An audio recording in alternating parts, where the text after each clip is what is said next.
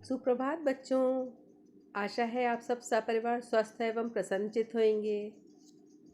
बेटा, आज हम हिंदी भाषा का पहला अध्याय भाषा, लिपि और व्याकरण पढ़ने जा रहे हैं।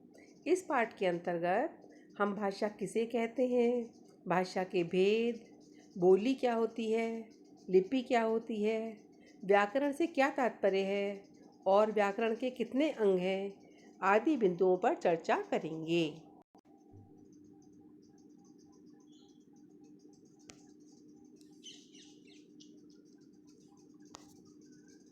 भाषा वो साधन है जिसके द्वारा व्यक्ति अपने भावों और विचारों को बोलकर या लिखकर प्रकट करता है।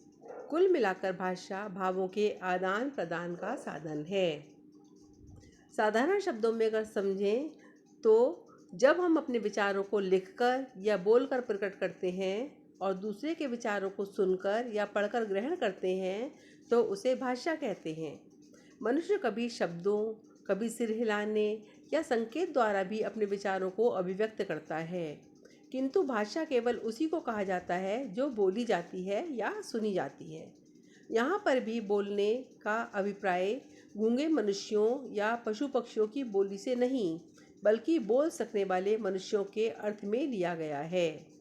यानी अपने हृदय के विचार प्रकट करने के लिए हम अपने विचारों को या बात को दूसरों के सामने रखते हैं और दूसरों के विचारों को या बात को स्वयं जानना चाहते हैं। अपने विचारों के इस आदान प्रदान को हम वाणी, लेखनी या संकेतों के द्वारा प्रकट करते हैं। इस प्रकार से वाणी या लेखनी के द्वारा अपने विचारों को प्रकट करना अथवा दूसरों के विचारों को से अवगत होना ही भाषा कहलाती है। कहने का तात्पर्य यह है बच्चों कि विचारों का आदान प्रदान करना ही भाषा है। विचारों का आदान प्रदान हम कितनी तरीके से करते हैं? 2 तरीके से करते हैं, लिखकर और बोलकर। तो जब हम लिखकर विचारों को आदान प्रदान करते हैं तो वो मौखिक भाषा होती है। जब हम लिखकर उस विचारों का आदान प्रदान करते हैं तो वो लिखित भाषा होती है।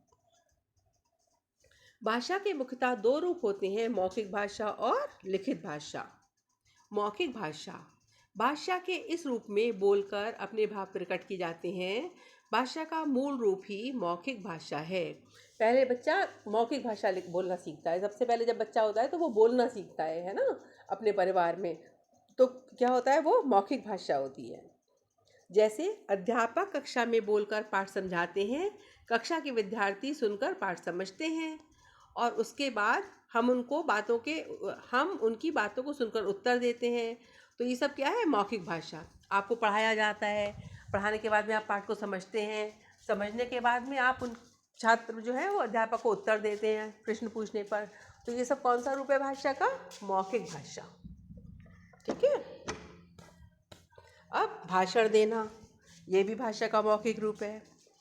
नाटक में अभिनय करना, ये भी भाषा का मौखिक रूप है, क्योंकि आप वहाँ पर डायलॉग बोलते हैं, अपने जो आपके संवाद होते हैं उनको बात करते हैं, उसमें आप फ़ोन पे बात करते हैं, ये भी मौखिक भाषा का ही एक रूप है। अब आया लिखित भाषा। भावों को लेखनी द्वारा प्रकट करना लिखित भाषा कहलाता है। लिखित भाषा का प्रारंभ कालांतर में हुआ। कालांतर माने बाद में। पहले मौखिक भाषा आई, उसके बाद में फिर लिखित भाषा आई। लिखना हमने बाद में सीखा, बोलना हमने पहले सीखा। पत्र लिखना लिखित भाषा का उदाहरण है।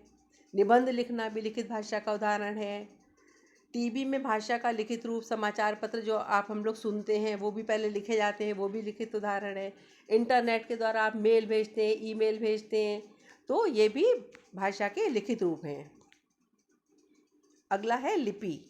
हर भाषा को लिखने का अलग अलग ढंग होता है। भाषा को लिखकर प्रकट करने के लिए निश्चित चिन्ह होते हैं। भाषा को लिखने के लिए प्रयोग किए जाने वाले चिन्ह ही लिपि कहलाते हैं।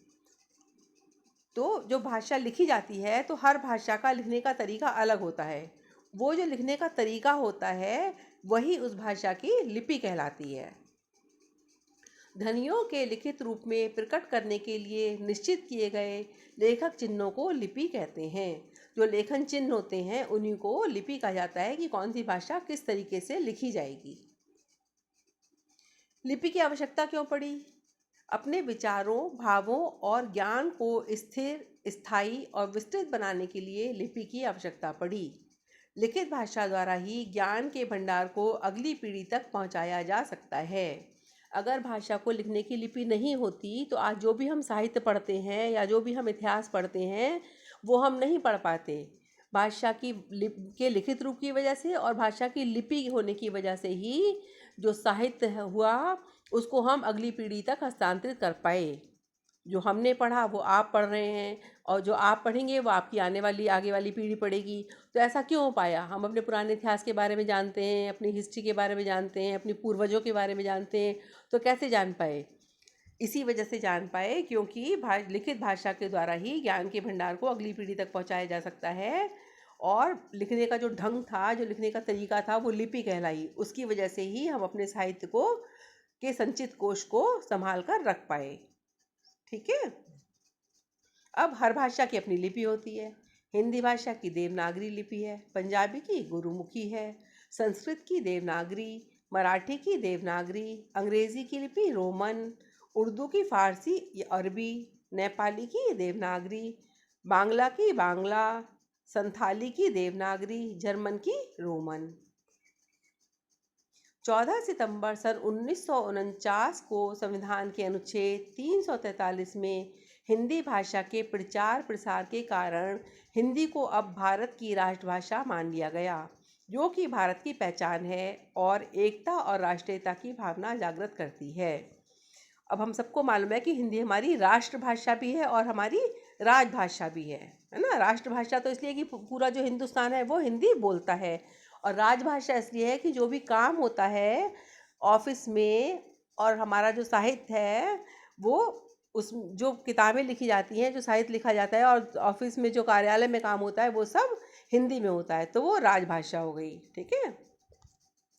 अब भाषा के अन्य भेद जैसे मातृभाषा, राजभाषा, राष्ट्रभाषा, मानक भाषा। मातृभाषा मातृभाषा तो वही होती है जो हम अपनी माँ से सीखते हैं, है ना। जिस भाषा को बालक बचपन में अपनी माँ से सीखता है उसे मातृभाषा कहते हैं। राजभाषा जिस भाषा का प्रयोग किसी देश में सरकारी काम की भाषा के रूप में होता है उसे राजभाषा कहते हैं। भारत की राजभाषा हिंदी है और अंग्रेज़ी हमारी सह राजभाषा है। बहुत सारे काम ऐसे भी होते हैं जो अंग्रेज़ी में होते हैं, पर प्रमुख रूप से क्या है, हिंदी हमारी राष्ट्रभाषा है, हिंदी हमारी राजभाषा है, अंग्रेज़ी हमारी सह राजभाषा है। सह माने साथ चलने वाली। राष्ट्रभाषा भारत में अनेक भाषाएं बोली, पढ़ी, लिखी, सुनी जाती हैं। सब प्रदेशों की अपनी अलग भाषा है। भारतीय संविधान ने 22 भाषाओं को स्वीकार किया है। संस्कृत, हिंदी, अंग्रेज़ी, उर्दू, असमिया, पंजाबी, नेपाली, तमिल, तेलुगु, कन्नड़, गुजराती, बांग्ला, उड़िया, कश्मीरी, कोंकणी, मणिपुर, मराठी, मलयालम, मैथिली, डोंगरी, बोडो, संथाली और सिंधी आदि।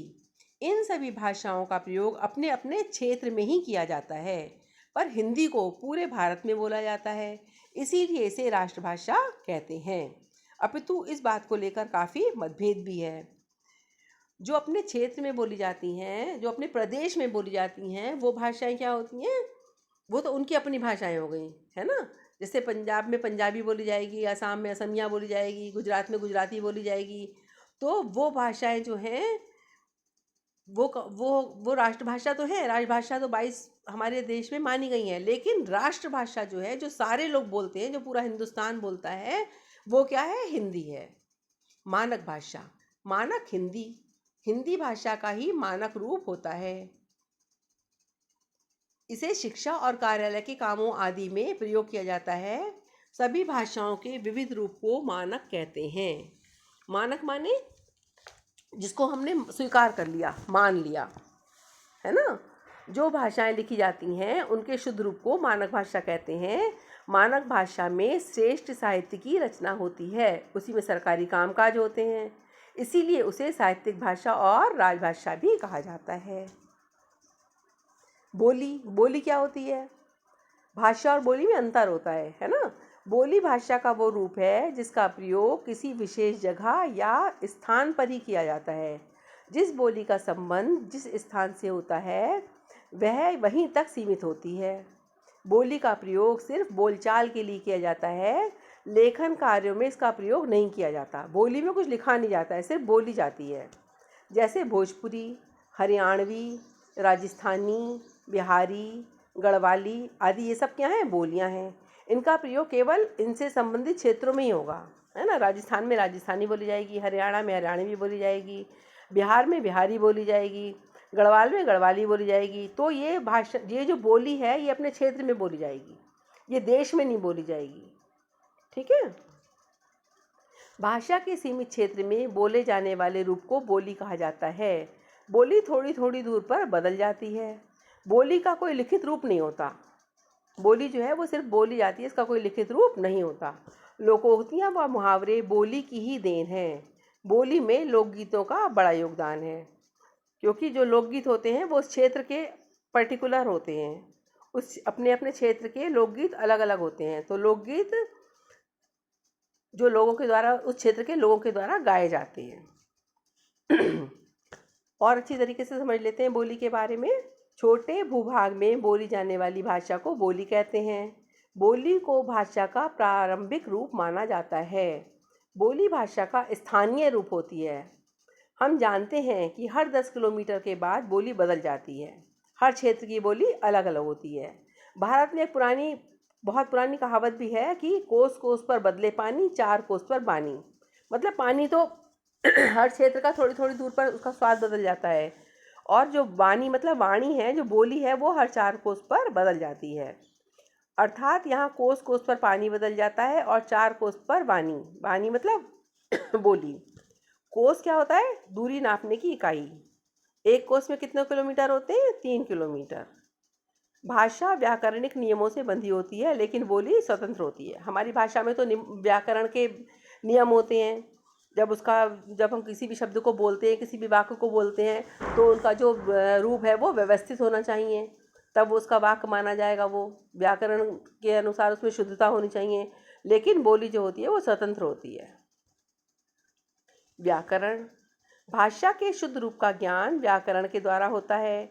हर भाषा के कुछ नियम होते हैं। इन नियमों की सही जानकारी व्याकरण से होती है, और भाषा को शुद्ध रूप से लिखने तथा बोलने का ज्ञान भी व्याकरण से ही होता है। व्याकरण के द्वारा हम भाषा का शुद्ध प्रयोग सीखते हैं।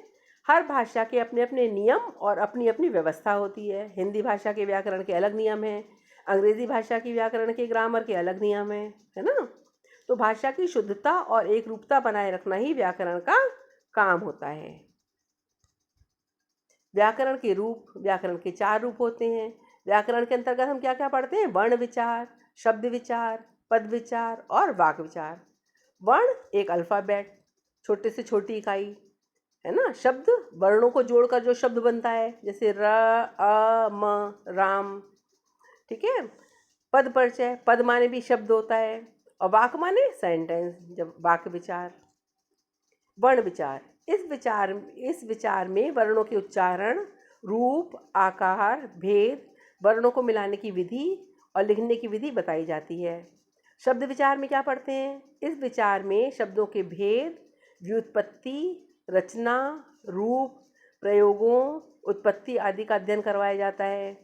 पद विचार, इस विचार में पद का तथा पद के भेदों का वर्णन किया जाता है। वाक्य विचार, इस विचार में वाक्यों की रचना, उनके भेद, वाक्य बनाने, वाक्यों को अलग करने, विराम चिन्हों, पद परिचय, वाक्य निर्माण, गठन, प्रयोग, उनके प्रकार आदि का अध्ययन करवाया जाता है। तो आशा है कि मुझे आपको ये लेसन अच्छे से समझ में आया होगा। वर्ण विचार के विषय में हम अगले पाठ में पढ़ेंगे। बच्चों, आप सब घर पर ही रहें, प्रसन्न एवं सुरक्षित रहें, यही मेरी कामना है। धन्यवाद।